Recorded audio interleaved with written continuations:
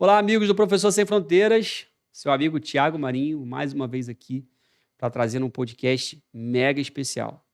Dessa vez, tem um convidado aqui, eu sou muito suspeito para falar dele, amigo de longa data, né, meu padrinho de casamento, mas além de todas dessas qualidades e requisitos que o habilitam para estar aqui no nosso podcast, ele é um grande profissional da área de segurança do trabalho.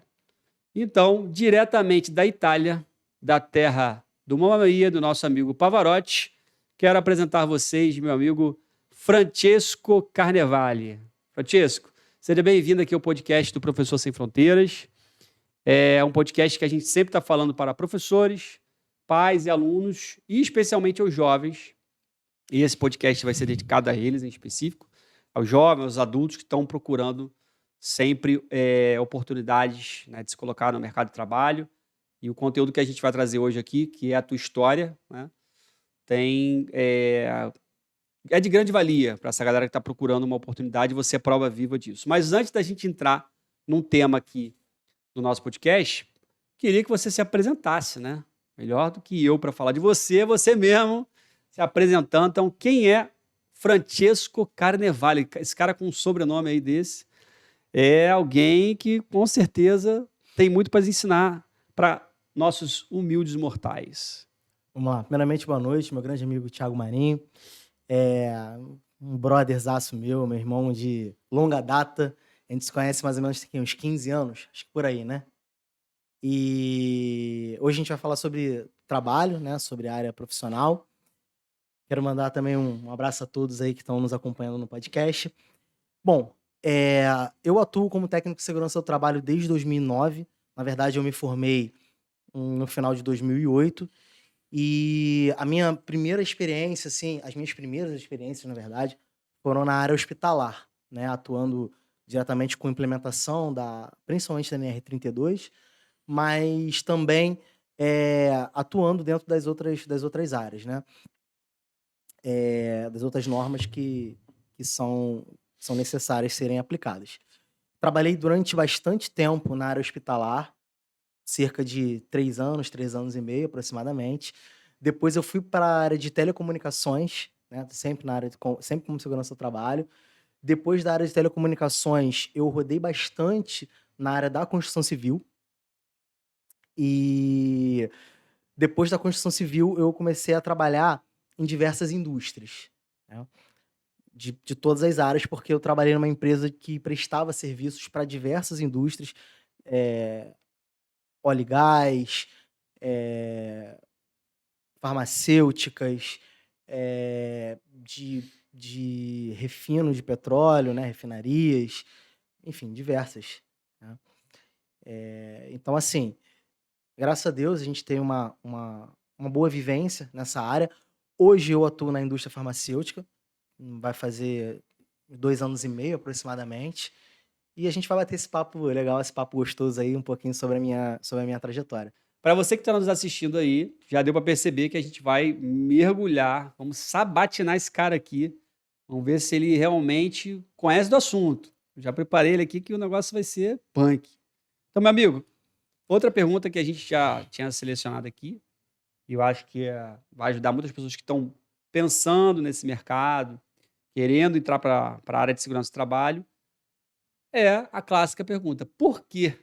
Né? Por que que você, Francesco, escolheu essa área de segurança do trabalho? O que que te motivou a entrar para essa área?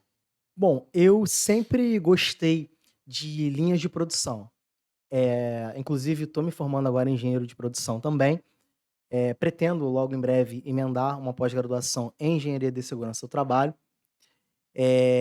Também tenho a formação de técnico em meio ambiente, mas lá atrás, lá quando eu tinha meus 22 anos de idade, hoje eu tenho 38, eu estava trabalhando em empregos, assim, como eu posso dizer, sem uma determinada formação, né, e eu buscava algo novo para minha vida, um rumo profissional, podemos dizer assim. Então, pra gente que tem uma história de vida um pouco mais difícil, vamos dizer assim, a gente busca, claro, cursar uma faculdade, né, um ensino superior, mas naquele momento eu buscava algo mais rápido. E aí eu falei: "Ah, vou fazer um curso técnico". E aí eu pesquisei diversas áreas, edificações, mecânica, enfim. E eu comecei a ver a ementa da segurança do trabalho. E eu achei super interessante na época, e eu falei: "Tá aí, algo que eu acho que tem a ver comigo". E aí eu comecei o curso, e aí realmente me apaixonei pela área, gostei bastante. Me formei no finalzinho de 2008 e comecei a procurar emprego. Tirei o meu certificado, o meu registro profissional, tudo certinho, e eu tive minha primeira oportunidade exatamente em julho de 2009, aproximadamente 6 meses depois da minha formação. Ao longo do curso, eu cheguei a fazer um estágio na área da construção civil, uma empresa que era uma empreiteira, uma prestadora de serviços, em canteiro de obras. Foi lá que eu fiz meus 400 horas de estágio para poder me formar técnico. E eu já iniciei coisa de um ano depois, ou seja, 6 meses após a minha formação, já como técnico, eu iniciei na área hospitalar, como eu disse, onde eu fiquei bastante tempo, aprendi bastante coisa, né. Bem legal. Você citou aí da questão da necessidade de registro, né? Então, o técnico, a profissão em si é uma profissão regulamentada, assim como advogado Sim. e o administrador, você precisa, depois da tua formação, como é que é esse processo de registro? Cara, você faz uma prova ou não? Formou, Não, apresenta o diploma, então, já está apto a trabalhar. uma vez que você se forma, você apresenta o seu diploma. Pelo menos era assim na minha época, né, não sei se tá assim ainda atualmente, mas eu não sei muito bem se não lembro muito bem se é ou di na época eu apresentei o diploma, mas eu não sei se só um certificado de conclusão de curso serve, mas você tem que comprovar que você concluiu o curso, né, em suma, você vai até o Ministério do Trabalho e Emprego e pede o teu registro profissional. Não sei como é que tá atualmente, mas na época, quando eu me formei, demorava em média de 45 a 90 dias para você poder pegar o registro, para você poder estar liberado para poder atuar. Você está liberado para poder trabalhar. Mas é basicamente isso, você comprova que você concluiu o curso e você dá a entrada no seu registro profissional no Ministério do Trabalho. Algum tempo depois eles te dão um feedback, te dão um retorno com o seu registro profissional. Outra dúvida, com certeza, que a galera que está pensando em entrar para essa área é o dia a dia, a rotina, né? Como é que é a rotina do profissional que atua na segurança do trabalho? Se você puder, já são aí desde 2009, né? Sim, Já tem um tempinho, mais de 10 anos. Quantos anos? 2009, com no 10, mais 3, sim, né? 14 anos? por aí. É. Então, como é que é esse teu dia a dia dentro dessa área aí da segurança do trabalho? Então, a segurança do trabalho, eu costumo dizer que ela não é estática, né, cada dia é um dia. Eh, Claro que se tem rotinas, isso depende muito da política da empresa que você está atuando e muito de acordo com a sua realidade. Mas em geral, se a gente puder discriminar um script, basicamente você chega de manhã, dá o diálogo de segurança para os trabalhadores, estou falando isso em linhas gerais, tá? Repito, cada empresa tem a sua Tem rotina, a sua prática, né? tem a sua prática, a sua particularidade. Mas em geral, o que é praticado no mercado? De manhã cedo, você dá o diálogo de segurança para os colaboradores, cada dia é um tema, pode ser o técnico de segurança que ministra, pode ser um encarregado, um supervisor, um responsável pela equipe operacional. O técnico de segurança ele não tem a obrigatoriedade de participar, mas é bom que participe, porque a gente também escuta os colaboradores, é um diálogo, não é aquela coisa que você fica falando e o colaborador só escuta, não, é uma troca. Não é bem um treinamento, é um diálogo mesmo, conversar sobre as principais atividades daquele dia, os principais riscos. Você fala sobre a conscientização dos riscos das atividades que estão acontecendo, os EPIs que precisam ser utilizados, aquelas determinadas atividades especiais, mais perigosas, que precisa você enfatizar, não só falando, conscientizando, mas também questões de documentação, liberação de permissão de trabalho, análise preliminar de risco, enfim. E principalmente quando há atividades como trabalho em altura, trabalho em espaços confinados, trabalho com elevação de cargas, trabalho com eletricidade, trabalho a quente. dentre outras. São as atividades que nos exigem mais atenção em geral. Bom, passado isso, normalmente um profissional de segurança do trabalho, se ele tiver algum treinamento para ministrar naquele dia, seja um treinamento de reciclagem, ou seja um treinamento com novos colaboradores, ele vai fazer um checklist, uma inspeção no local, vai visualizar, vai fazer alguma inspeção nos equipamentos de proteção individual e equipamentos de proteção coletiva, enfim. E você vai fazer a sua ronda, você vai fazer as suas anotações em campo, que depois vai te gerar um relatório de segurança do trabalho, alguma situação que precisa ser pontuada, alguma situação que precisa ser melhorada, enfim. E isso dentro do mundo ideal, né? Podemos dizer assim. Mas sempre tem as intempéries, né? Sempre acontece alguma coisa que faz com que você mude essa rotina. Eu canso de dizer que às vezes você sai de casa, você está no caminho para o trabalho e fala o seguinte: eu vou chegar no trabalho hoje, tem que fazer isso, aquilo, outro, já está programado de fazer tal coisa, mas às vezes acontece em determinadas situações uma atividade que não estava programada, ou que estava programada, mas não saiu conforme o esperado, ou infelizmente, até alguns casos, um acidente, enfim, algo que não estava programado, que faz você mudar completamente a sua rotina. Então, assim, é algo muito dinâmico. Eu sempre digo isso, segurança do trabalho, ela é muito dinâmica. E outra coisa, o técnico de segurança do trabalho, o bom é que ele tenha, claro, cada pessoa, uma pessoa, cada profissional, um profissional, todos nós temos qualidades e defeitos enquanto ser humano, enquanto profissional, temos virtudes, temos pontos a melhorar sempre, mas o ideal do profissional de segurança do trabalho é que ele tenha uma boa desenvoltura para treinamento, que ele tenha uma boa visão de campo, tá? Em relação a riscos, em relação a verificação de utilização de equipamentos de proteção coletiva e individual em campo, a procedimentos, desvios que não estão de acordo com as normas regulamentadoras, mas que também tenha uma boa parte administrativa. Por quê? Tudo aquilo que você colhe em campo, você tem que gerar relatório, você tem que fazer diversos controles em planilhas de Excel, você tem que saber quem são os colaboradores que estão treinados para determinada atividade, quais que não estão. Você precisa, dependendo da atividade, elaborar análise preliminar de riscos e permissão para trabalho. No caso, para atividades em espaços confinados, tem a PET, que é a permissão para entrada de trabalho. Enfim, então você tem que mandar muitos e-mails, às vezes alertando uma determinada situação que precisa ser corrigido. Enfim, então o técnico de segurança, ele muitas das vezes ele tem que ser psicólogo, ele tem que Nossa. conversar com o colaborador, tem que tentar conscientizar o colaborador ao máximo possível. E uma dica que eu sempre falo, que eu aprendi assim na minha vivência: não adianta você ficar, entre aspas, assim, batendo.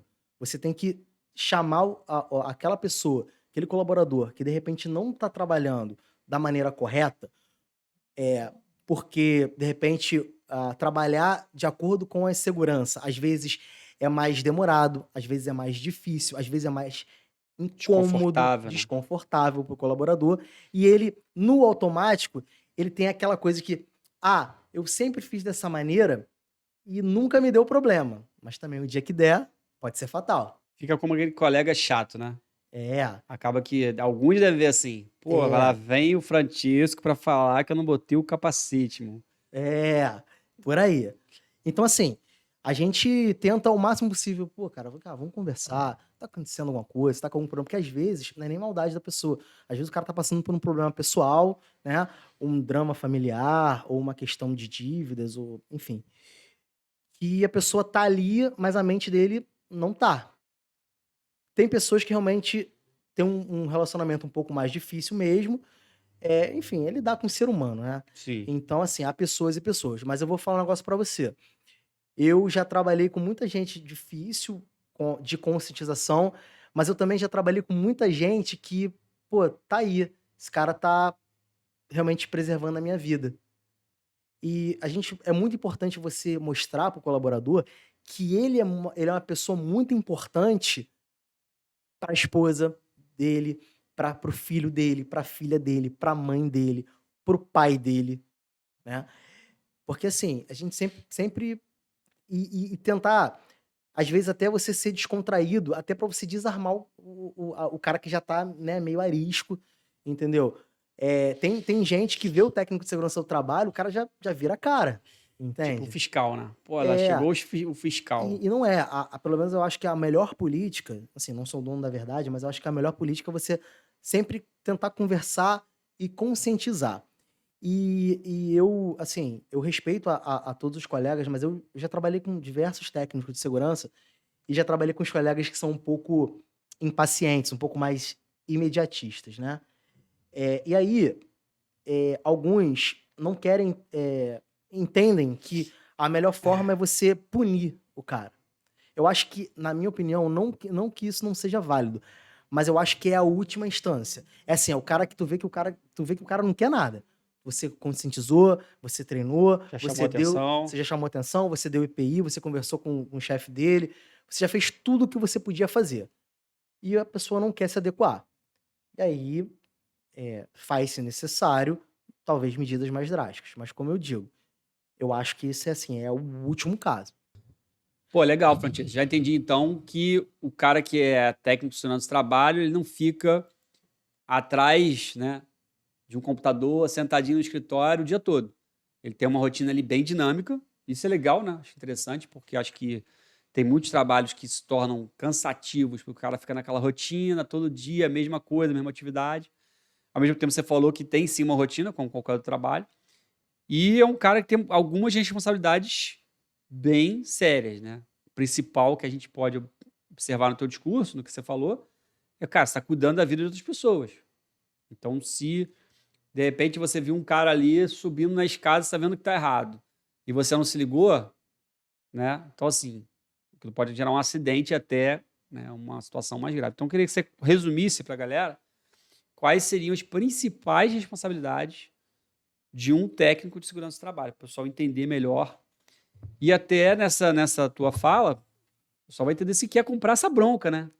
Porque não é para qualquer um isso aí, pelo que eu estou entendendo. Sim.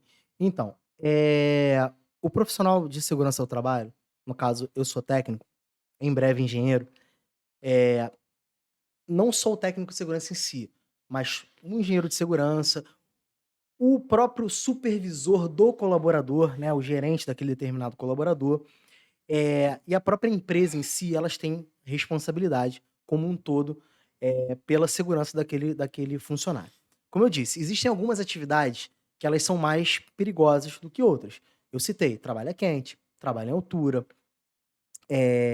trabalho em espaço confinado e trabalho com elevação de cargas, enfim, e outras, né. Eh, Normalmente essas atividades, elas são precedidas, até por uma questão legal, de permissão de trabalho. No caso, para espaço confinado é a PET, é a permissão para entrada e trabalho. E essa atividade requer toda uma preparação para que o colaborador possa trabalhar com segurança. Vou dar um exemplo, uma atividade em altura. O colaborador, ele não vai simplesmente chegar, subir e fazer, não. Vai ser visto se tem pontos de ancoragem para o trabalhador, se os EPIs estão adequados, se todo o sistema de proteção anti-queda está ok para o colaborador trabalhar, como é que está a acessibilidade para o trabalhador chegar até esse ponto, onde tem atividades acima de 2 metros de altura, verificação de cinto de segurança, dispositivo trava-quedas, enfim.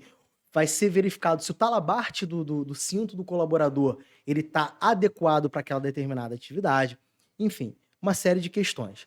Eh, e isso, essas questões elas são vistas na APR ou AR, né? Uns chamam de análise de risco, que a norma cita dessa forma, outros chamam de APR, análise preliminar de risco.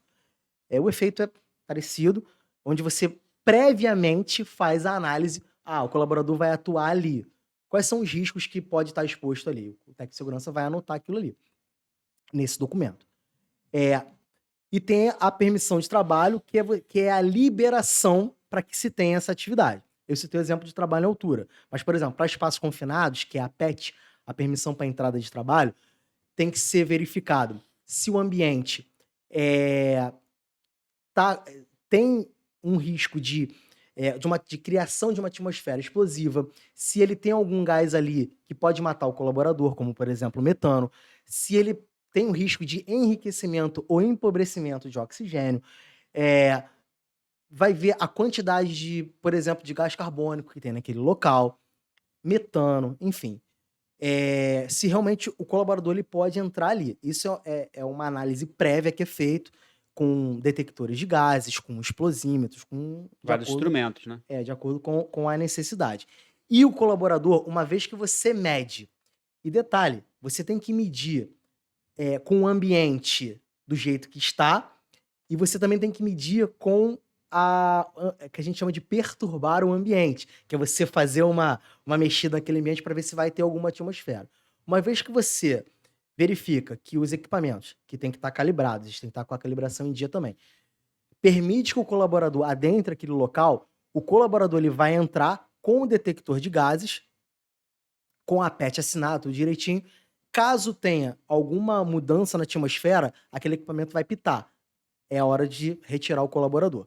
Agora, falando de preparação, uma vez que o profissional de segurança do trabalho ele libera para o funcionário poder fazer aquela atividade, seja em altura, espaço confinado, ele tem que verificar, por exemplo, para atividades com içamento de carga, o plano de rigger, enfim, se realmente tá ok o isolamento da área, se, por exemplo, aquela carga ali, brincar né, aqui, der uma zebra, aquela carga via cair, O que pode o que acontecer? pode acontecer? Vai cair em cima de alguém? Não vai? Né? É proibido o colaborador passar embaixo de carga suspensa.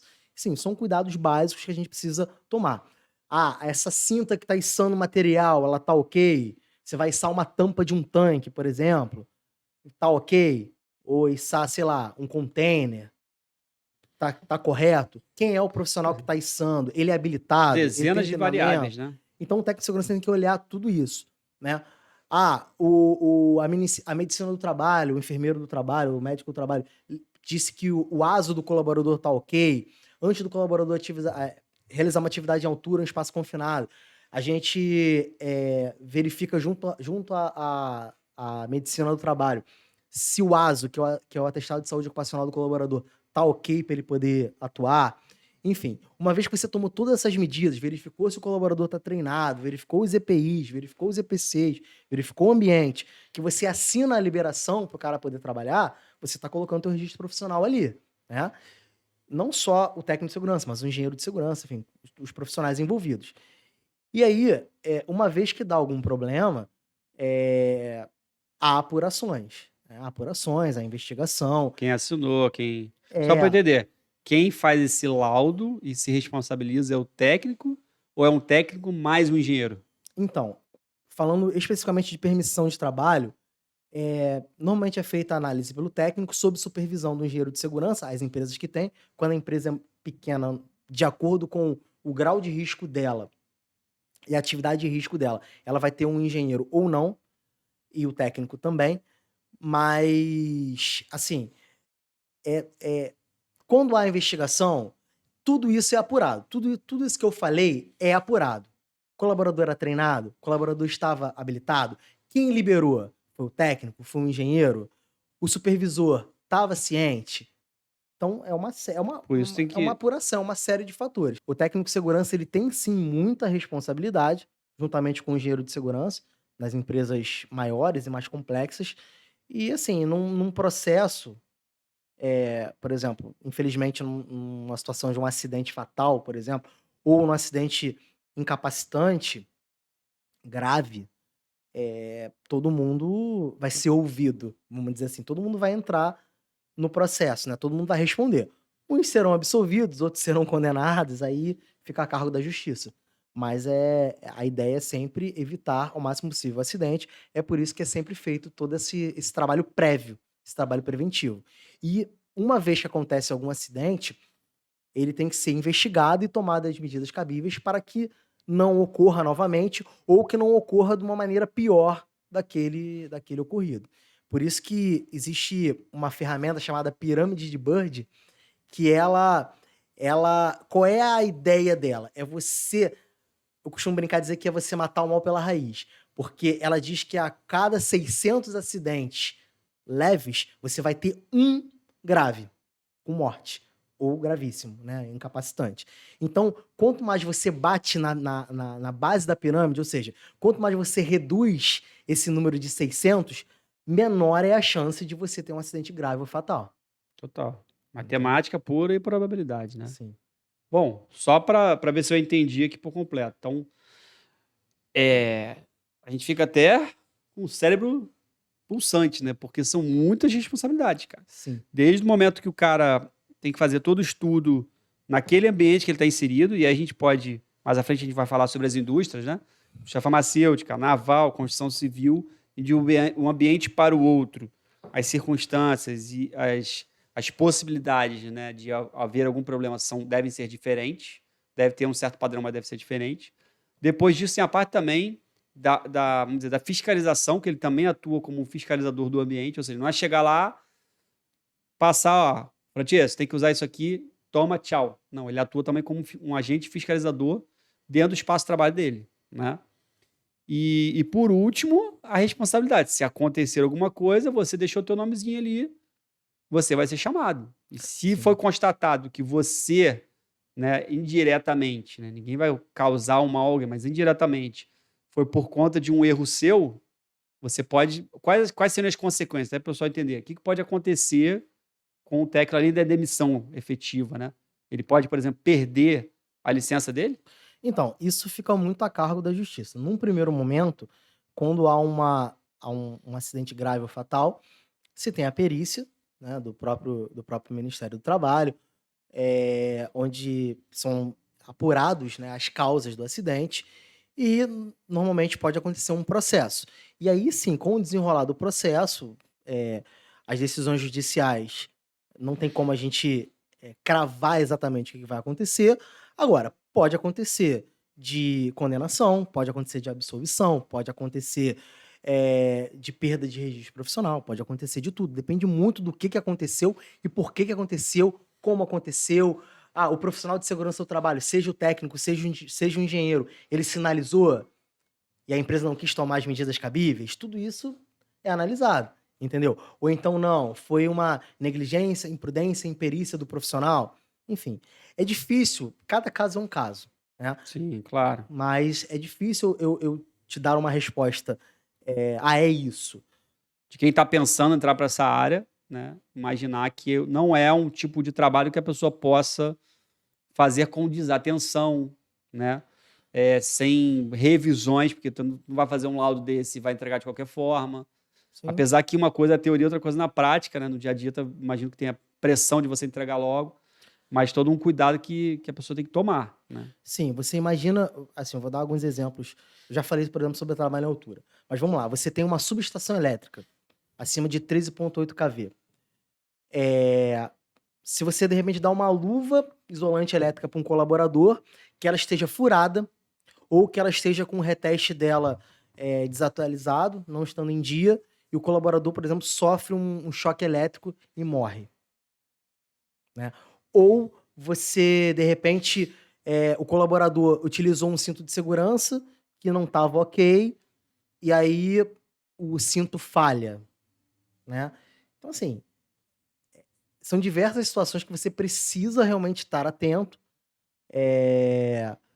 Colaborador, de repente, tá com um treinamento vencido e nesse meio tempo acontece uma fatalidade, entendeu? Então, assim, são situações que a gente precisa estar sempre atento no nosso dia a dia, né? Fazer sempre o melhor. E uma coisa que eu sempre acho fundamental colegas de profissão sempre se ajudarem, trocar uma ideia. Porque eu sempre digo isso. Eu trabalho hoje com uma equipe muito grande de profissionais da área. E eu tenho essa possibilidade de troca de ideias. Então, uma coisa que eu acho muito importante é, por exemplo, eu sou responsável por determinada área. Você é meu colega de trabalho. Você é responsável por outra área. Cara, a área que você é responsável, você já tem uma visão, diria até viciada do teu dia a dia. Porque para você acabou virando comum aquele cenário. É muito mais fácil eu, que não tô no teu dia a dia, nas tuas responsabilidades, visualizar. Pô, Thiago, olha só, cara, aquilo ali não tá legal, não. Resolve aquilo ali, cara. Senão aquilo ali vai dar problema pra você. Aí tu pensa assim, caraca, pode crer, eu tô aqui todo dia e não percebi isso. Essa troca é legal não só com outros colegas de profissão, mas até com o próprio colaborador. Eu sempre digo isso nas minhas palestras, nos meus treinamentos, no meu diálogo de segurança. Eu falo assim, cara, eu tenho a visão macro, você tem a visão micro. Você, o risco, muitas das vezes, ele vai aparecer primeiro para você, depois para mim. Entende? Com certeza.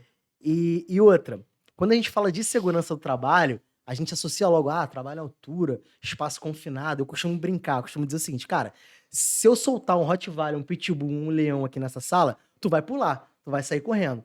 Mas de repente, se eu soltar um pequeno escorpião ali, você vai achar até bonitinho. Inofensivo. Sendo que a mordida do leão, ou do Pitbull, ou do Rottweiler, ela pode ser tão fatal quanto o veneno do escorpião.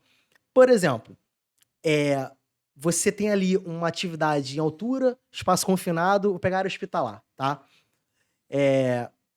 Área de saúde. Você tem ali um trabalho de manutenção, uma limpeza de fachada, uma pintura do hospital. Vai ser tomado todo aquele cuidado para evitar a queda. Ou você vai ter uma atividade de limpeza na caixa d'água desse hospital, por exemplo. Vai ser tomada todas as medidas de acordo com a NR33, que fala sobre espaços confinados. Ou vai ter um içamento de uma carga perigosa. Tudo aquilo que prevê a NR11, que é a norma que fala sobre transporte, armazenagem e manuseio de materiais. Fala muito sobre içamento de cargas também.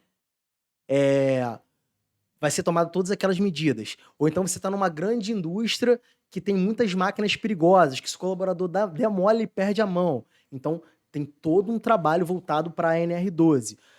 Uma área de utilidade de uma indústria que tem caldeiras, vasos de pressão, tubulações. Você vai estar ali todo um trabalho voltado para a adequação da NR13, porque são coisas que saltam aos olhos. Agora, vou fazer essa analogia do veneno do escorpião. E, por exemplo, numa área hospitalar, né? Um enfermeiro, um técnico de enfermagem ou um médico, por exemplo. Ele está trabalhando ali, por exemplo, com uma agulha, uma seringa, né?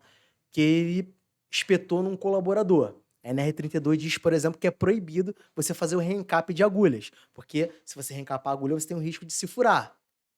E aí você tem o risco de se furar com uma agulha contaminada que você utilizou num paciente, por exemplo. Sim. Né? Então, assim, o risco da pessoa, do profissional, adquirir uma doença terrível, como, por exemplo, o próprio HIV ou hepatite C, enfim. Claro que, quando acontecem esses casos, tem-se todo um protocolo a ser cumprido, tem todo um acompanhamento, existe uma medicação a ser tomada, enfim. Mas, assim, ele pode ser tão grave quanto um colaborador sofrer um acidente, uma queda de altura, por exemplo. Você vai destruir a vida daquele profissional da mesma forma. Eu imagino que aí também moram os principais, vamos dizer, problemas ocultos, né? Situações de risco que estão aparentemente ocultas, que você não percebeu, porque elas não são tão, vamos dizer assim, as Não é claras. oculto, não é oculto. Um profissional, por exemplo, um técnico de patologia, um técnico de enfermagem, um enfermeiro, um médico, um biólogo, um biomédico, ele está ciente desses riscos porque a rotina dele, é o dia a dia.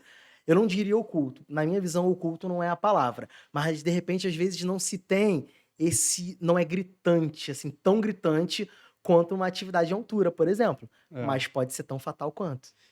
E são realidades diferentes, né? Uma coisa é o médico, um enfermeiro que está vivenciando aquela realidade. Uma coisa é o técnico de segurança do trabalho, pelo menos na minha visão de fora, né? Que tem que se capacitar em várias áreas e, por exemplo, o cara está vindo da construção civil, que é uma realidade, está indo para a área hospitalar. Aí ele tem já aquele arcabouço dele que ele estudou, mas tem essas coisas, detalhes, que talvez não fique tão claro para ele. Aí vai o que você falou, né? Da troca do... Por exemplo, o técnico conversar com o médico. Pô, quais os principais problemas que podem acontecer aqui ou que acontecem? Rola esse tipo de coisa ou não? Ou o cara, quando vai estudar, ele já vai estudar daquela indústria que ele está tentando todos os detalhes? Então, você está falando da formação do profissional técnico de segurança do trabalho? Se Então, tem diferença entre, por exemplo, o que ele aprende na teoria, porque você aprende, pô, várias áreas. E toda a área é um mundo, uma universidade de coisas. Assim, quando você se forma técnico de segurança, no curso você sai como um generalista, vamos dizer assim. E, obviamente, uma vez que você vai para o mercado, você vai se adequando e se adaptando àquelas normas regulamentadoras que são daquela área. Lógico, existem algumas normas que são gerais. Por exemplo, a NR5 CIPA, não importa o local que você trabalha, você tem que cumprir ela. A NR6 EPI, não importa o local que você trabalha, você tem que cumprir ela. A NR10, parte de elétrica, eletricidade, não importa onde você trabalha, Genérica, você né? tem que cumprir aquela. Agora, por exemplo, se você está na construção civil, cara, a NR18 ela tem que estar na tua veia. Ela é o teu foco principal. Se você tem, não importa o local que você trabalha, é atividade acima de 2 metros, você tem que ter NR35 no sangue e tentar aplicar o máximo possível. Só para traduzir para a galera que está ouvindo a gente, NR é a sigla de quê? Normas regulamentadoras. São as Normas. normas do Ministério do Trabalho, na qual elas norteiam as atividades, as medidas de segurança que precisam ser tomadas para aquela determinada atividade. Como, por exemplo, a NR33. Qualquer atividade que você tenha em espaço confinado, não importa se é um silo, se é um buraco numa via pública, Uma caixa d'água. uma caixa d'água, né? Não importa. É atividade que está de acordo com aquilo que prevê a NR33, que é considerado espaço confinado, você tem que cumprir. Não importa. Não Entendi. importa o segmento. Agora, por exemplo, se você vai atuar num estaleiro, a NR34, que fala da construção naval, ela tem que ser aplicada. Entende? Agora, se existe, por exemplo, normas, por exemplo, a NR21, trabalho a céu aberto. Qualquer segmento que tenha colaborador trabalhando a céu aberto, ela tem que ser cumprida. Tem diversos lugares que precisam aplicar NR20, líquidos inflamáveis, combustíveis. Então, como eu disse, existem normas que são generalistas. A 23, por exemplo, fala sobre combate e prevenção a incêndios. A NR6 fala EPI, a NR17 que fala sobre ergonomia. Né? Se você for atuar na área de mineração, a NR22 ela tem que estar no teu sangue. A NR24, por exemplo, que fala sobre conforto e ela vai te nortear ali. Tantos colaboradores, tem que ter tantos chuveiros, tem que ter tantos vasos sanitários, tem que ter tantos mictórios, de acordo com o número de profissionais que você tem ali atuando. Ela é generalista, ela tem que estar em qualquer lugar que você trabalhe, entendeu? E por aí vai. Francisco, vou até dar uma parada aí, porque eu imagino que o pessoal lá do outro lado deve estar confuso de tanto NR, NR21, né? Cara, afinal de contas, em que patamar tá isso aí hoje? Então, atualmente, hoje, nós temos 38 normas regulamentadoras. Eu costumo brincar, na época que eu fazia o curso, eram só 33 na época, né? Hoje são 38. Eu sabia todas. Na verdade, eu acho que eu ainda sei. De cor e salteado. E eu lembro que eu falava. Entendeu? NR1 é tal coisa, NR2 é tal coisa, NR3 é tal coisa. E, assim, no nosso dia a dia a gente acaba pegando, acaba aprendendo, né? Mas isso aí, cara, vai entrando no sangue ao longo do tempo, entendeu? E cada uma aborda um determinado tema, ou um determinado segmento, né? Mas, como eu disse, além disso, nós temos as normas que são específicas para qualquer segmento. Show de bola. Você que está com a gente, já estamos aí com mais de meia hora de podcast. Você que está gostando do papo, já deixa o seu like. Coloca um comentário. Ficou com alguma dúvida aí? Imagino que você já tenha ficado com algumas dúvidas. Eu já até fugi um pouco da pauta aqui, porque surgiram dúvidas ao longo do caminho. Comenta que depois a gente passa aí para o Francesco, que ele vai ter prazer de estar te respondendo. Show de bola, Francesco. Antes da gente seguir para a etapa de mercado de trabalho, que eu sei que a galera que está aí do outro lado está querendo saber sobre o mercado e a gente tem várias perguntas para te passar, tem uma coisinha que a gente esqueceu aqui do primeiro bloco aqui do podcast, que é os CIPATs. Então, eu queria que você explicasse o que é a sigla CIPAT e qual a sua participação nesse negócio que eu não sei se é de comer, se é de vestir. Explica aí pro pessoal. Então, vamos lá. Na norma regulamentadora número 5 do Ministério do Trabalho, ela fala sobre CIPA, que é a Comissão Interna de Prevenção de Acidentes. E a CIPA normalmente ela é composta por um processo eleitoral, na qual colaboradores se oferecem, vamos dizer assim, para serem votados e fazerem parte dessa comissão. E aí, os representantes dos trabalhadores, eles são votados e eleitos. E os representantes do empregador são indicados pelo empregador, né. E claro, aí é determinado quem faz o quê, quem tem as suas funções, quem é o secretário, quem é o subsecretário, enfim. E, a CIPA, elas se reúnem, os cipeiros, né, eles se reúnem mensalmente e fazem inspeções, enfim, discutem as questões envolvendo segurança. Quando acontece um acidente, eles ajudam na investigação, é discutido, o que fazer para se evitar a recorrência, ajudam muito os SESMITs, né. O cipeiro, ele tem uma função que eu acho muito legal e fundamental para ajudar o técnico de segurança do trabalho nessa questão de prevenção de acidentes, porque o cipeiro, quando ele faz o curso de CIPA, ele passa a ter essa visão também de segurança do trabalho, então assim, dá muito suporte pra gente, profissional de segurança do trabalho, técnicos, engenheiros, enfim, enfermeiros do trabalho, técnico de enfermagem do trabalho, médico do trabalho.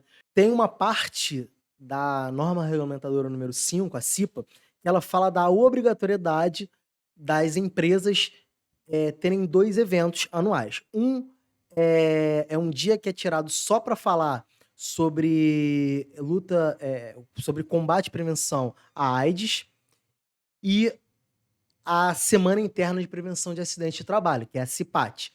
Normalmente, o que que as empresas fazem? Ela tira essa semana, ela cria uma programação e fala: tal e tal hora vai ter uma palestra sobre determinado tema. Aí o tema é livre. Você pode falar sobre, questões envolvendo saúde do trabalhador, como, por exemplo, ISTs, diabetes, colesterol, combate ao sedentarismo, álcool, drogas. Você pode falar sobre, os riscos daquelas atividades daquele determinado local de trabalho, né. Por exemplo, um hospital ou um laboratório, ele pode falar sobre acidente com um pérfuro cortante, ou uma obra pode falar sobre proteção respiratória, proteção auditiva, você pode falar sobre trabalho em altura, você pode falar sobre N temas. Utilização de EPIs, você pode falar, Perfeito. aí é de acordo com a própria Mas organização deixa eu mesmo. só ver se eu entendi. Isso acontece, essas CIPAs são formações ali dentro de cada empresa. Sim, Cada empresa elege os funcionários ali, os colaboradores vão eleger um técnico de segurança do trabalho que vai ser o representante deles para falar. E não. o empregador elege um diretor lá que vai dar a opinião deles, do lado do empregador. Então, na verdade, É assim, isso? a CIPA, Comissão Interna de Prevenção de Acidentes, ela é composta por colaboradores, não necessariamente técnicos de segurança, normalmente não Qualquer são. um que esteja Qualquer trabalhando. colaborador que tenha uma visão de segurança e ele queira se candidatar para poder participar da comissão. Uma vez que ele é eleito de acordo com o número necessário de colaboradores que têm que, participar dessa comissão, existe uma tabela na NR5 que vai dizer, ó, eh, de acordo com o CNAE, que é o Código Nacional de Atividades Econômicas, aquela empresa precisa ter X cipeiros. Aqueles colaboradores são eleitos, o mesmo número de colaboradores eleitos representando os empregados é o mesmo número de colaboradores que vão ser indicados pelo empregador. Eles vão se unir, vão se juntar e vão formar a comissão. Essa comissão vai dar todo um apoio, todo um suporte para o SESMIT, que é o Departamento de Segurança do Trabalho e Medicina da empresa, entendeu? Entendi, entendi. Bem, bem interessante. Aí, como é que foi a tua participação nessas? Na verdade, os CIPAs são os eventos, né? Os CIPATs são os CIPAT. eventos. Então você teve várias participações, imagino eu. Queria que você Cara, comentasse um pouquinho, até para o pessoal entender que isso aí já é uma outra responsabilidade também do técnico, ou não, ou ele então, na pode passar isso para o verdade engenheiro, ou ele então obrigatoriamente sempre vai ter que participar desse tipo de não, então, na evento. verdade, quem organiza a CIPAT não é o SESMIT, é a CIPA, tá? O SESMIT pode dar uma ajuda, não tem problema nenhum. Agora você tá me perguntando a respeito de palestras que eu já fiz, né, em CIPATs. Cara, eu já palestrei em hospital, falando sobre riscos nas atividades de manutenção, né, a gente fez na época que eu trabalhava na área hospitalar, o que que a gente fazia muito? Os enfermeiros falavam dos temas de saúde. Normalmente a gente falava sobre, acidente com pérfuro cortante, o enfermeiro falava sobre isso, e o outro enfermeiro falava sobre ISTs, por exemplo. E aí eu vinha falando a parte de utilização de EPIs, sobre as outras questões envolvendo o hospital. Às vezes falava sobre combate e prevenção a incêndios, às vezes eu falava de sinalização de segurança, às vezes a gente falava, um outro técnico que trabalhava comigo, falava sobre, sei lá, os riscos das atividades de manutenção. Eh, eu já ministrei em outros locais, proteção respiratória, já falei sobre proteção auditiva. Então, assim, é bem amplo, né, depende muito da proposta. Tem empresas que falam sobre proteção ambiental, focam na parte de meio ambiente, Sustentabilidade, sustentabilidade, questão de resíduos, controle de, recursos hídricos, então poluentes, essas questões todas. efluentes, uma série de questões, entendeu? Muito legal, meu amigo Francisco. E para você que está nos assistindo e já está interessado aí em se tornar um técnico de segurança do trabalho, atuar nessa área, já já, nesse episódio, a gente vai mergulhar, vamos extrair aqui nessa sabatina com meu amigo tudo sobre o mercado de trabalho, né? Os principais desafios, cursos, então fica aqui com a gente. E por falar em curso e capacitação, a gente aqui do Professor Sem Fronteiras não perde tempo, já estamos antenados e já temos alguns cursos gravados. Eu vou passar a palavra aqui para o nosso especialista no assunto, para ele comentar por alto, né? Temos 3 cursos das 38 normas, abordamos 3. Fala um pouquinho para o pessoal, Francisco, o que a gente abordou lá, o que o pessoal pode esperar do que a gente preparou inicialmente de material, né? Quando a gente desenvolveu essa proposta, a gente tá tudo muito no começo ainda, né? A gente está desenvolvendo essa dentro dessa plataforma alguns cursos. E nesse momento a gente procurou falar um pouquinho sobre os cursos que são viáveis. São cursos que não têm grande complexidade, que a gente pode abordar de uma maneira tranquila, de maneira teórica. Existem alguns treinamentos de segurança do trabalho que são mais complexos, que requer maior nível de exigência. Tem alguns que dependem de uma equipe multidisciplinar, profissionais de saúde, algumas das vezes. No caso, por exemplo, da NR10, um engenheiro eletricista, enfim. Então, a gente procurou não abordar nada que tenha exigência prática, como, por exemplo, a NR33, a NR35. Nosso foco era falar sobre umas pinceladas, né, podemos dizer assim, abordar, apresentar a norma.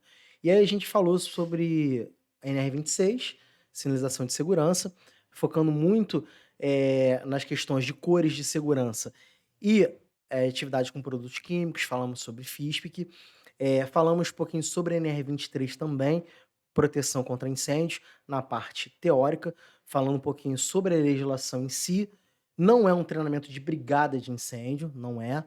É um treinamento mesmo de conhecimento teórico, falar um pouquinho sobre combate e prevenção a incêndios, falar sobre conceitos sobre fogo, conceitos sobre incêndio, conceitos de dispositivos de alarme, sobre sinalização de rota de fuga. E também a gente falou sobre NR6, os principais equipamentos de proteção individual que são praticados no mercado. Falamos sobre luva, sobre capacete, sobre protetor auricular, sobre respiradores, falamos sobre bota de segurança, sobre cinto de segurança, sobre vestimentas retardante ao fogo. A gente procurou focar nesse momento, nesses treinamentos. A NR6, EPI, a 23, proteção contra incêndios, e a NR26, falando sobre sinalização de segurança. Show de bola, meu amigo. Feito esses esclarecimentos, quero convidar você que está assistindo esse podcast, cara, vê aqui embaixo na descrição desse vídeo, desse episódio, assim como no primeiro comentário fixado, vai ter o link para você conhecer já esses 3 treinamentos. E a ideia, a proposta, na verdade, aqui do Professor Sem Fronteiras, são de mini cursos. Por isso, como foi muito bem colocado pelo Francesco, né, que é especialista no assunto, mais de 14 anos aí na área, a ideia é você poder conhecer esse universo, né, poder mergulhar de uma forma um pouco mais detalhada em cada norma, né? E evidentemente vão ter outras formas dentro da plataforma de você consumir conteúdo junto com o Francesco, você fazer uma mentoria, isso a gente vai entrar em mais detalhes. Mas por enquanto, clica aí, já confere esse conteúdo que eu tenho certeza que vai fazer diferença já nessa caminhada. E por falar de caminhada no mercado de trabalho, queria que você já começando nesse segundo bloco, né, do nosso podcast, cara, quais são os principais desafios o cara que está entrando nesse mercado? né? Que é com certeza a grande maioria das pessoas que estão nos assistindo. É, manda também um alô para tua galera, para os teus amigos que já são do mercado, que vão conferir, né? Vão estar assistindo aí o podcast, vão estar ouvindo também. Mas aquele jovem que está ali, né, se formou no ensino médio, está naquela dúvida, né? Pô, faço. A gente já vai falar de capacitação, né? Mas antes de entrar na capacitação, desafios. O que é desafiador para o cara que está entrando nesse mercado? Assim, isso não é. Assim, eu não sou o dono da verdade, mas eu posso falar um pouquinho da minha vivência. Eu acho que é sempre bom você ter contato de pessoas que já atuam na área. É sempre bom, sempre importante. Eu tenho uma visão que é algo muito, muito, uma impressão minha, que o mercado de segurança do trabalho, ele tende a ficar mais amplo, com mais oportunidades, quando a economia do país ela está indo bem. Por quê? Em geral, quando a economia do país ela está bem, as indústrias estão produzindo, a construção civil está bombando, a construção naval tá legal, e aí você vai gerando oportunidades. E aí não só para o profissional de segurança do trabalho, os profissionais em geral, né? Então, assim, obviamente fica mais fácil. Quando o mercado está um pouco mais retraído, ele tem maior dificuldade para todo mundo, para todo profissional, independente se ele está começando ou não. E para quem está começando, e aí não é, na minha visão, não é algo da segurança do trabalho, é algo geral. Qualquer profissional que está iniciando a sua caminhada, ele vai ter, em tese, maior dificuldade de se colocar no trabalho, no mercado de trabalho. Agora, vou falar a estratégia que eu tive lá atrás, 2009, quando eu estava começando. Eh, Busquei empregos que realmente o salário era, inferior, né, um salário um pouco mais baixo, dentro daquilo que me atendia na época, e abracei as primeiras oportunidades que foram surgindo.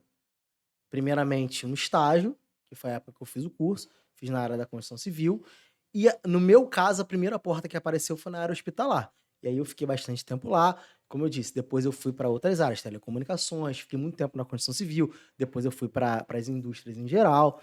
Mas é uma caminhada que você vai construindo. Existem alguns sites de emprego que você pode colocar o seu currículo. E o que, que eu acho? Que você tem que tentar o máximo possível se capacitar. Claro, o ideal é você ter experiência profissional, óbvio. Mas, uma vez que você não tenha, você tem que tentar fazer cursos, tentar melhorar o seu currículo, tentar melhorar o seu network. E aí os profissionais de RH podem falar isso até melhor do Sim. que eu, né? Mas eu acho que é por aí. Pelo menos é uma estratégia que não é muito diferente das outras profissões. Perfeito. Já que a gente falou dos desafios, não estava nem aqui previsto, né? Mas uma conversa puxa a outra, era legal a gente falar também benefícios, vantagens da profissão, né? Porque toda profissão tem seus desafios, suas dificuldades, umas um pouco mais que as outras, mas também acredito que existam benefícios, né? Coisas que são peculiares ou interessantes. Sem conhecer em profundidade, já vejo assim, as áreas de atuação. Eu entendi a sua pergunta. Vou pegar o exemplo do técnico de edificações. O cara vai trabalhar com obra. Ponto. Isso. Né? Agora, o técnico de segurança do trabalho, ele pode atuar na construção civil, na construção naval, na indústria farmacêutica, ele pode trabalhar naquela empresa que presta serviço de manutenção predial, ou de segurança patrimonial, ou de limpeza e conservação. Realmente, tem essa gama de opções. E você vai se adequando o seu perfil profissional de acordo com a sua vivência, de acordo com a empresa o segmento da empresa que você atua. É aquilo que eu falei, quando você se forma técnico de segurança ou engenheiro de segurança, você é um generalista e você vai se adequando ao dia a dia com base na norma regulamentadora que é, que é de acordo com o segmento que você atua, né? Então, assim, eu não vejo, na minha visão, eu não vejo como benefício, eu vejo como característica. É um profissional que ele tem que girar, tem que rodar todo o canteiro de obra, ou toda a fábrica que ele está atuando, né, ou todo o estaleiro que ele tá atuando. é um profissional que não fica estático num local. Ele visualiza tudo. Acontece muito de você ter diversas frentes de trabalho. Então você tem que girar tudo. Chega um determinado momento do seu dia que você tem que sim sentar ali em frente ao computador e fazer seus relatórios, responder os seus e-mails, preencher suas planilhas. Então, eh, o benefício é que você não fica muito preso. Você É um trabalho mais dinâmico do que muitos outros. Exatamente. Aí eu posso usar o exemplo do programador, por exemplo. O cara que fica sentado 12 horas, todo dia aquilo ali, aquela realidade. Não é o caso do Não é técnico o de caso do segurança. técnico, né? Ele Não tá é. sempre Claro que em vai ter um dia movimento. ou outro que ele vai ficar mais preso no computador por causa de uma determinada demanda que foi colocada para ele. Ele tem que fazer um documento, ele tem que ministrar um treinamento, ele tem que elaborar um treinamento no PowerPoint, Tem a ele tem que questão preencher uma planilha. questão das viagens também, né, Francesco? Que É, é uma realidade, porque eu acho que esses aspectos são bem legais, né? Porque tem pessoas, por exemplo, que não se dão bem. Digo por mim, né? Trabalho em tecnologia, trabalhei muitos anos, e uma das coisas que me desanimou é essa realidade, de ficar 12 horas com a bunda sentada na cadeira, olhando para uma tela de computador, e essa é a tua realidade, acabou. Aceita isso. Então, rola essa questão das viagens, é comum, porque eu lembro que teve uma época que tu viajava direto.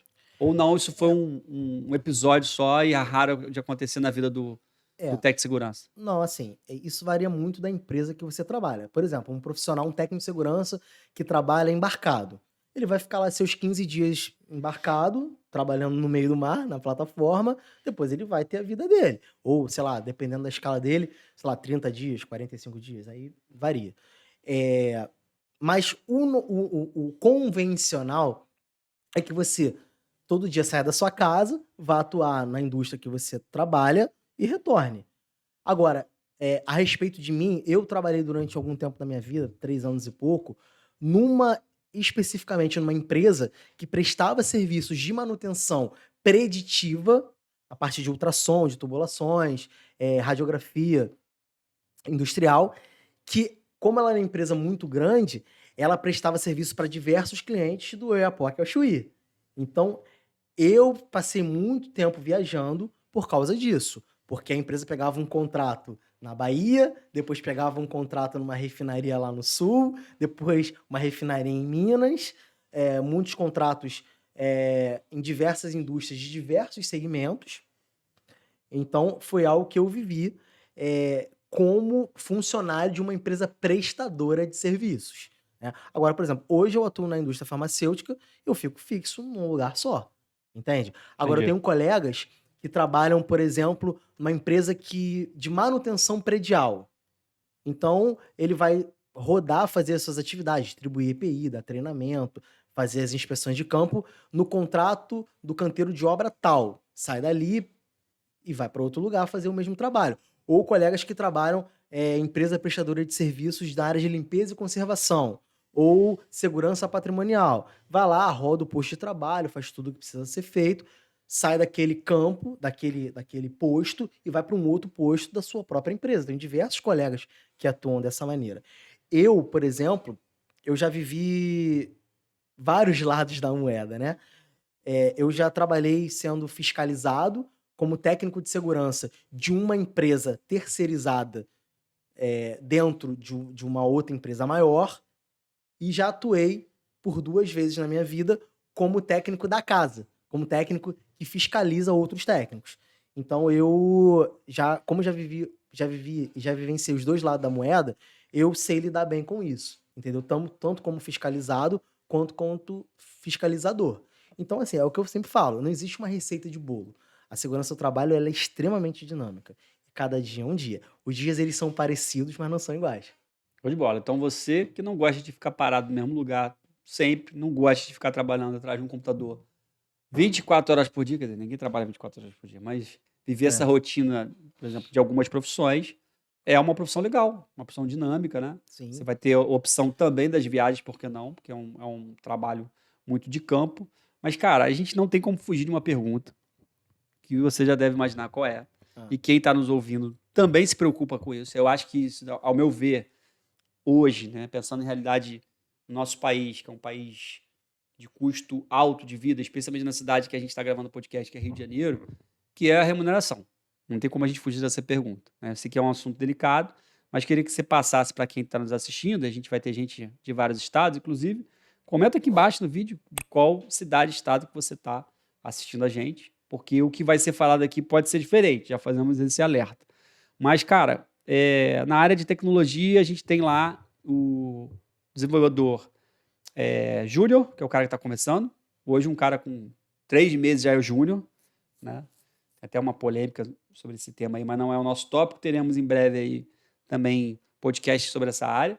Temos o camarada que é o pleno e o sênior, que é o nível mais hard, né? Imagino que na sua área também tenha, se você puder comentar se tem essas classificações, quais são. Mas, em especial, o que esse cara que está começando... Comecei, me formei, fiz lá o meu curso técnico, né? Também se a gente vai comentar isso mais à frente, como que você entra no mercado, como você se capacita, fica aí com a gente. Mas, cara, me formei, saí, fiz o estágio, peguei meu primeiro emprego. O que eu posso esperar de salário, né? E também um cara mais avançado, porque eu vou ver mais à frente. Pô, eu quero entrar nessa carreira, uma carreira que compensa. E outra coisa que a gente já vai também tocar, você não precisa ficar só focado no teu trabalho, né? No emprego. Você pode, como técnico, pegar trabalhos por fora. Queria que você comentasse das possibilidades que o cara tem, além do salário, que é a primeira pergunta aqui, quais as possibilidades que ele tem de ganho como um consultor, né? Então, tá contigo. Então, a área de segurança do trabalho, ela é bem grande, bem extensa. E há perfis de pessoas, há perfis profissionais. Então, começando por essa questão salarial. Obviamente, e aí eu sempre bato nessa tecla, não é uma particularidade da segurança do trabalho, mas qualquer segmento, em geral, profissionais com maior experiência têm maior remuneração. Até porque, empresas, quando ela paga maiores salários, ela te exige mais. Formação, Normal. experiência, normal. Normalmente, esse emprego ele é mais dedicado a pessoas que têm maior experiência e maiores remunerações. Por exemplo, um técnico de segurança hoje em dia que fala inglês, ele tem uma probabilidade de repente receber uma proposta numa empresa que tenha essa necessidade maior do que, de repente, uma outra empresa que não tenha tanta exigência. Uma empresa que exige maior experiência, normalmente ela paga mais do que uma empresa que exige menos experiência. É questão da procura, questão da oferta, né? Questão da demanda. Então, assim, realmente é um assunto delicado. O que eu posso te dizer é que cada estado tem o seu piso salarial, tá? E você me perguntou a respeito da Do cara que está começando, né? O cara que tá... assim, do tempo de experiência. Obviamente, isso conta também, mas uma coisa que tem muito a ver é a empresa que você está trabalhando. Existem empresas que têm uma cultura de segurança um pouco maior do que as outras, uma maturidade de segurança maior do que as outras. Tem empresas que têm porte maiores do que as outras. Tem empresa que tem ganhos ou uma estrutura maior do que as outras. Então, isso vai variar. De acordo com o piso salarial, de acordo com a política da empresa. Aí é um assunto mais voltado para o RH mesmo, que as empresas ela têm as suas políticas de contratação, de cargos e salários. Muito bom, Francisco. A gente está nesse tema aí, nesse bloco super importante, que é do mercado de trabalho. Mas o técnico de segurança ele é limitado a uma única forma?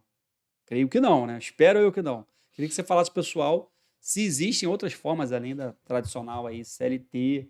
Comenta aí para o pessoal. Então, a forma mais comum, podemos dizer assim, é o técnico de segurança ser contratado como funcionário mesmo CLT. Mas é a única forma? Não. Você pode se qualificar e se tornar um consultor.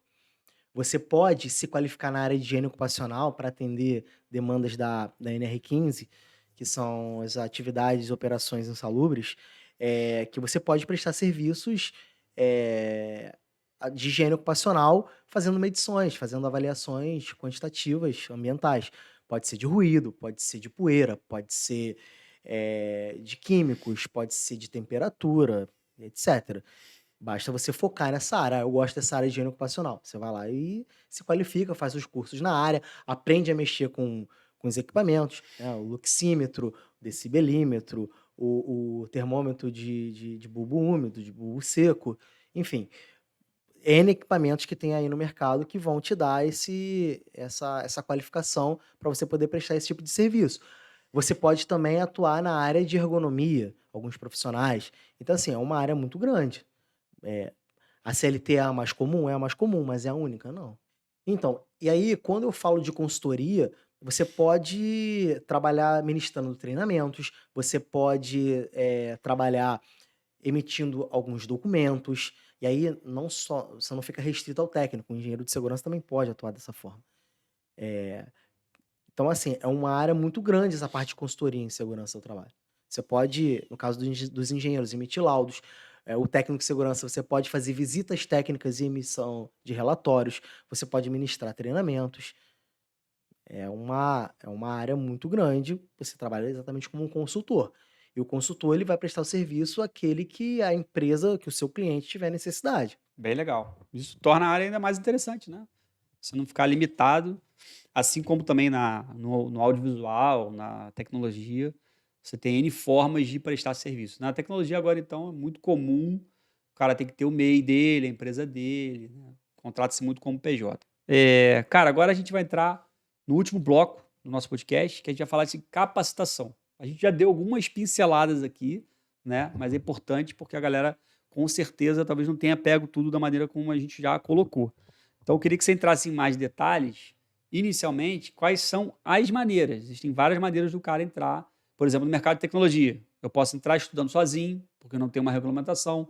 Eu posso fazer um curso que a empresa não vai me cobrar pelo curso e no final eu pago por esse curso através do mercado de um trabalho que eu pegue.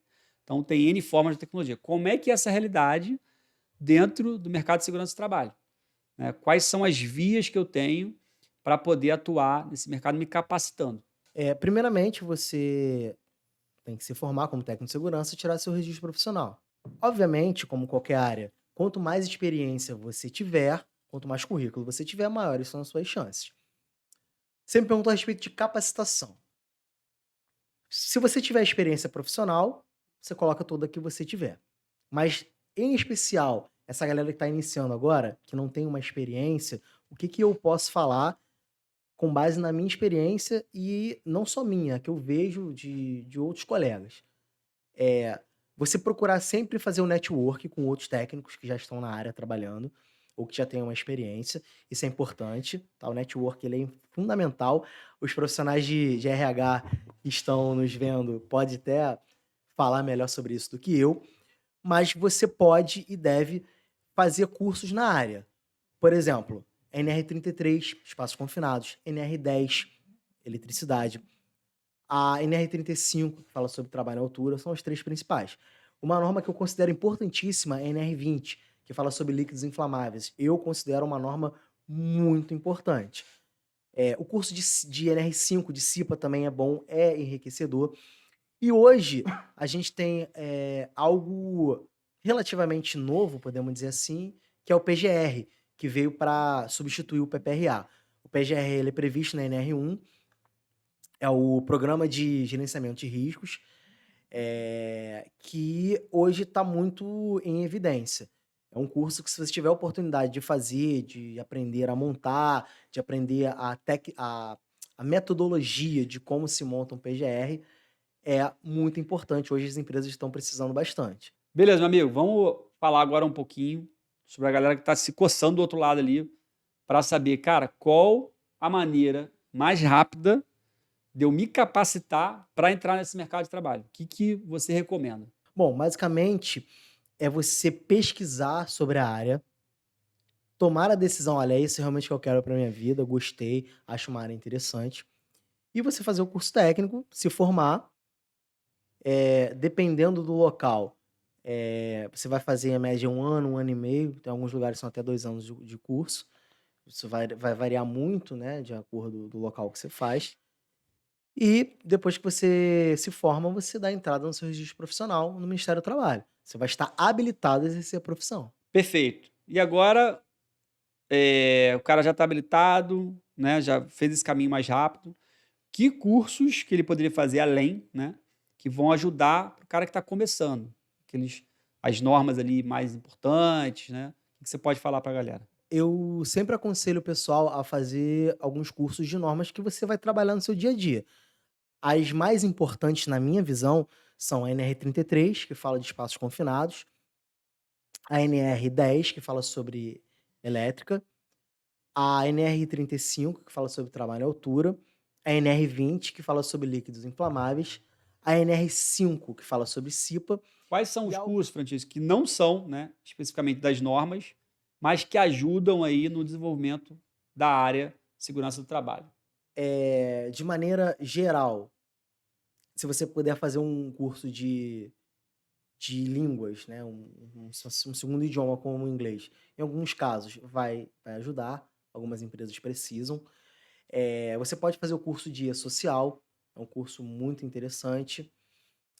Você pode fazer os cursos voltados para a área de higiene ocupacional, embora ele esteja diretamente ligado à NR15, ele não é um curso de NR15, ele é um curso que ele vai te explicar, como fazer as avaliações, as avaliações ambientais, qualitativas, vai te ensinar a mexer nos equipamentos, necessários para você poder fazer essas atividades. O curso de brigada de incêndio, embora esteja ligado à NR23, ele não é um curso de NR23, ele é um curso que vai te transformar, vai te capacitar num brigadista, o que você fazer, como você vai proceder numa situação de incêndio. Basicamente, são essas as recomendações assim que me vêm à cabeça nesse momento. Fechando o nosso bloco aí sobre capacitação, né, é muito comum, especialmente pessoas até que estão querendo entrar num mercado, estão pensando em fazer um curso superior, um curso técnico, primeiro comprar um livro, né, para ver se identificam. E aí eu queria que você comentasse com o pessoal se tem algum livro que você poderia recomendar, mas acho que além do livro tem alguma história aí que tá vindo. Então, você me fazendo essa pergunta me faz lembrar o tempo que eu estagiava, em obra. Eu fiz essa pergunta para um técnico extremamente experiente que me ajudou muito. Eu vou falar assim, eu fui muito ajudado pelos primeiros técnicos que trabalharam comigo, isso me ajudou muito. E hoje os técnicos que são recém-formados ou que têm pouca experiência, eu tento ao máximo possível ajudar, porque eu acho que é troca. A gente aprende com quem sabe, com quem tem mais experiência, com quem tem menos experiência. A gente aprende com os mais velhos e aprende com os mais jovens também. E eu fiz essa pergunta para um técnico extremamente experiente na época, isso em 2009. Ele me respondeu o seguinte: cara, a nossa Bíblia. Como assim a nossa Bíblia? A Bíblia do Técnico de Segurança é NR. O que você puder comer de NR, assim você faça. Eu lembro que toda pergunta que eu fazia para ele, eu falava: vem cá, cara, eu tô com dúvida assim, assim, assim, assim. Ele sempre me dava duas respostas. Ele falava o seguinte: olha, na verdade, três respostas. Ele dizia o seguinte: olha, tal pergunta eu sei da minha vivência, então eu vou te responder. É X. Tal pergunta não tá na NR, mas tá na NBR tal. Vai lá que você procura, você vai achar. Se você não achar, você me fala, não achei que eu vou te dizer. Ou tal pergunta que 90% das vezes acontecia, ele falava, olha, eu sei a resposta, mas eu não vou te falar porque eu quero que você se desenvolva. Técnico de segurança tem que comer a norma.